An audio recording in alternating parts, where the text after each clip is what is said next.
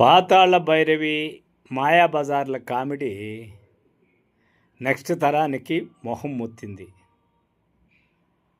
అడవి రాముడు, వేటగాడు, గజదొంగ ఇట్లాంటి సినిమాల్లో అదే రావు గోపాలరావు, అల్లు రామలింగయ్య, అంతకుముందు నాగభూషణ్ గారు ఇట్టా వాళ్ళు చేసే కామెడీలు కొంతకాలానికి మళ్ళీ మొహం మొత్తాయి.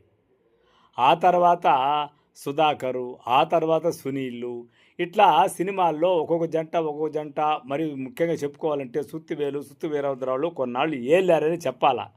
అట్లా ఎంతమందిని చెప్పగలము? పద్మనాభం చెప్పగలమా? పాత రేలంగిని చెప్పగలమా? తర్వాత వచ్చినటువంటి చాలామంది బ్రహ్మానందం గారి, ఎంఎస్ నారాయణని, ధర్మవరం సుబ్రహ్మణ్యం ఒకరిని చెప్పగలమా?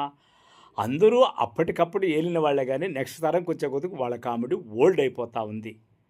ఇప్పుడు జబర్దస్త్ కామెడీ కూడా ఓల్డ్ అయిపోయింది. మరి ఇంకొక కొత్త ట్రెండ్ ఏది వస్తుందో దానికోసం ఎదురు చూడాలి తప్ప పాతను చూసి మురిసిపోయేది టీవీలో చూసుకుని మురిసిపోవచ్చు పెద్దవాళ్ళు మీరు. అదే నా బొట్టు వాళ్ళందరూ నేను చెప్పేది.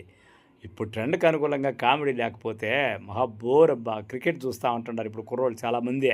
ఏంది మీ కామెడీ? ఆ పాత సినిమాలు ఎప్పుడు పెట్టుకున్నా అవే చూస్తూ ఉంటారు, ఇంకేం పని లేదా అంటూ ఉంటారు.